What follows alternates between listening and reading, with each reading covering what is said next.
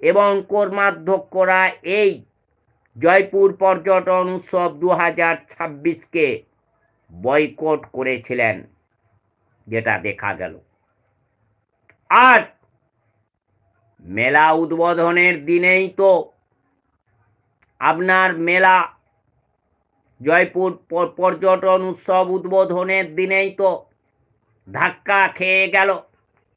আপনার 3টে থেকে খুব জোর হলে 500 লোক নিয়ে আপনার শোভাযাত্রা করে যে জয়পুর পর্যটন উৎসবের সূচনা কুম্ভস্থল মোড় থেকে হওয়ার কথা, 3টের সময়